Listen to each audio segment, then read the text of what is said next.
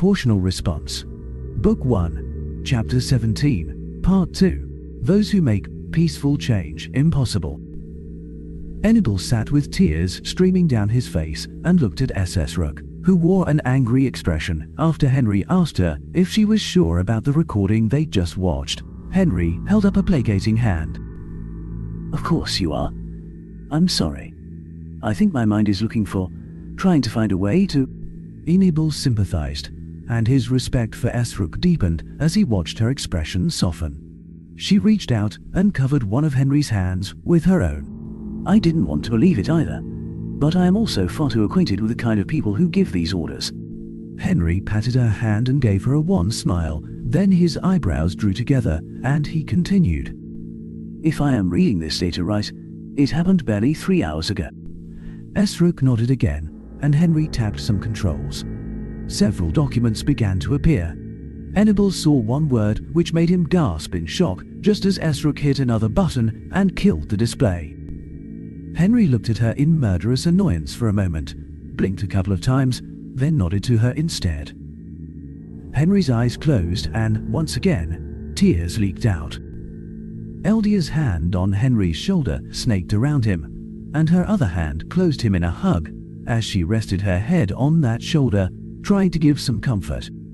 Several others looked like they wanted to move towards him, to offer something, but no one dared move. After a few moments, or eons, of this Henry spoke without looking up. You, all of you, know what this means. By this time tomorrow, we will be at war. I will not be calling an emergency meeting, however. No doubt, Jalat will call a meeting of her own, probably first thing in the morning, after she has had a chance to weave whatever deception she plans to go with this.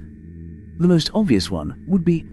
Hannibal nearly jumped out of his skin as Henry's fist crashed into the table. He heard wood crack, though the table showed no damage as Henry continued to speak. You know what? I don't give a damn what she is going to say. It doesn't matter. I know what we will say, and we have the recordings to back us. Fearadhach, make sure your contact stays safe until after the council meeting starts, then you are to get him off planet as quickly as possible. Take him to the spaceport and bribe the crew of the first ship out to take him. If you have to, just get him off this rock. I will be showing these in the council chambers tomorrow. No doubt, Jalat will manage to trace the leak back to the source or just shoot everyone who might be responsible. Fearadhach shook her head. I will try to convince him to go, but he assures me he has the matter in hand. He gave me a file to give to Jake to prove that he has a patsy all set up and ready to take the fall. The only person on the IT staff in the embassy he feels might be a threat, apparently. I tossed the crystal to Jake on the way in. You can check with him if you like. Henry shook his head, but Hannibal could recognize the look of grudging respect on his brother's face before he spoke. If the man wants to stay where he is, we let him. Do what you can to convince him to go, of course. I don't like our allies getting rewarded with bullets. Fearadhach didn't seem to like this answer. No doubt she thought Henry would force him to run. Henry shrugged in answer to her expression. I would rather he go, but I'm not in a habit of making someone do something they don't want to unless it is absolutely necessary. He's a big boy who can decide for himself, and he doesn't have anything that can hurt us other than the fact that he is a spy, which will be evident anyway if we extract him, so we have no cause to force his withdrawal. I just hope he survives. Then he swept the room, making eye contact with everyone there. Hannibal had never seen such intensity, nor such fury, in his brother's face before. It frightened him, but it also stirred something else, a sort of perverse joy at the knowledge of the target of that fury, that almost made him feel ashamed. Henry did not shout as he addressed them, but his voice penetrated through the pin-drop silence. Go, my friends and allies. Tell your governments, very secretly, and have them make ready. There can only be one response to this. I will not ask you to stand with us in what is to come, even though many of you have pledged support. But we will welcome anyone who wishes so. Just make sure of one thing, that everyone else in the council knows not to stand in our way. With that, Henry leaned forward on his hands and stared at the table. Everyone wanted, obviously, to inform him of their support, but everyone also seemed to realize that the time for that would come later. They all filed out silently. Hannibal wanted to stay, but Kaslo gently nudged him toward the door. Their eyes met, and they had a whole conversation in a glance about the necessities of the plan before he allowed the Duke to herd him from the room. Duke Kasler palmed the door to the Venter platform in the League's council chamber. He had to work to keep a grim, furious look off his face, particularly after having to actually pull rank against Inibal to make the man stay away from the chambers. This is precisely the sort of thing my sister sent me here to deal with for him, and I don't want him to have to sit through that recording again, both for the sake of his mental health and for the plan. He had a hard enough time sitting still through Jalat's antics a few days ago. What might he do once Jalat starts spouting lies and presenting doctored evidence? He let a wry grin cross his face as he took his seat, an image of a furious Enable jamming the controls of the platform into place and taking it down to confront Jalat. He had no trouble believing the image. Coward, indeed. All this time with humans and my niece has had a hell of an effect on him. He and his wives took their seats as he did his best to take the measure of the room. The council chamber held an air of nervous anticipation. Humanity's closest allies all sat in postures of barely contained aggression, fury obvious on their faces. Most of the rest of the ambassadors had been warned, some directly and some subtly, that they and their nations needed to stay out of the way of what was about to happen.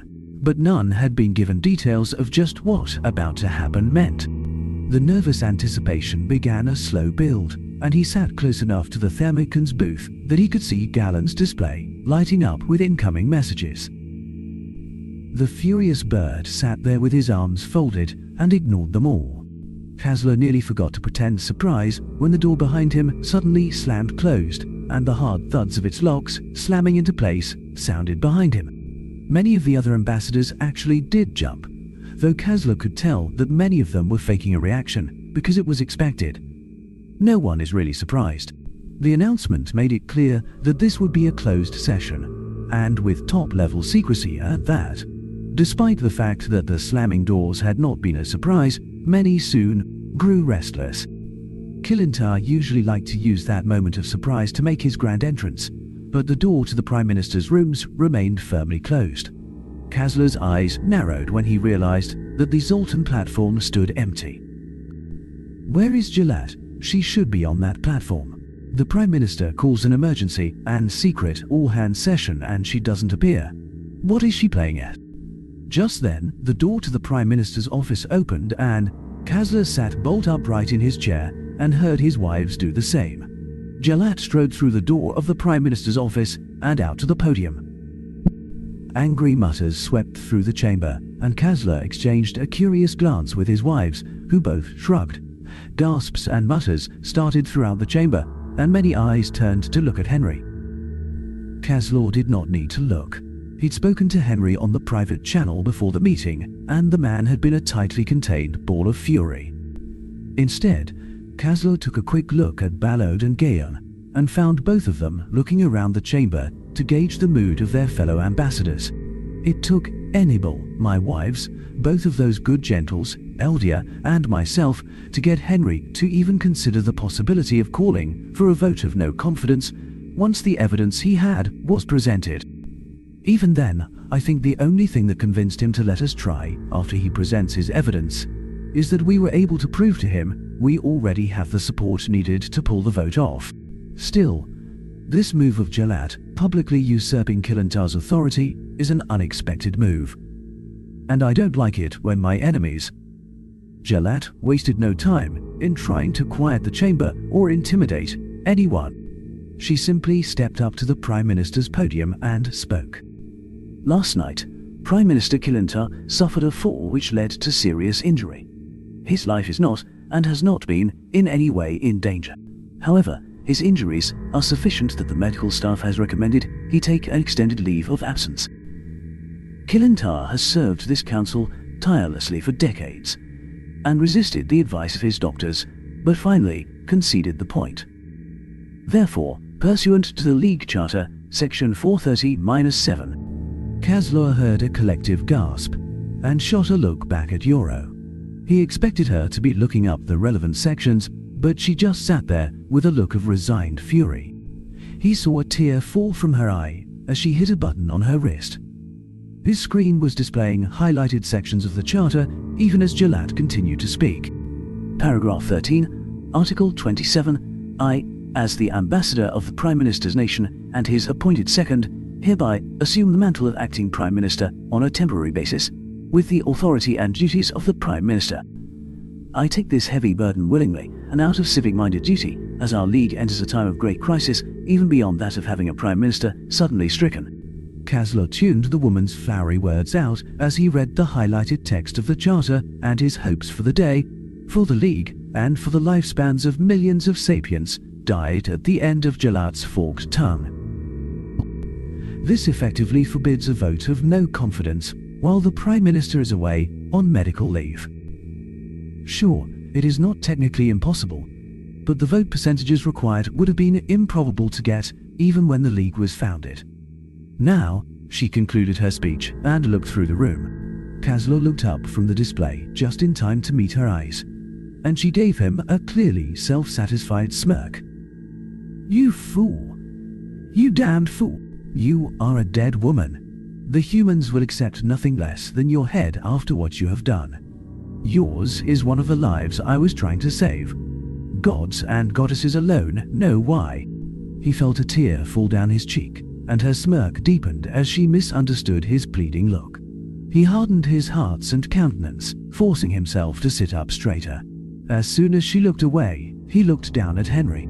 He could just make out the man's face, and the human's eyebrow rose in an "I told you so" expression. Henry never believed we could pull the vote off, but was willing to let us try. I don't think, if I were in his shoes, I would have been willing to have such mercy. I know my sister wouldn't.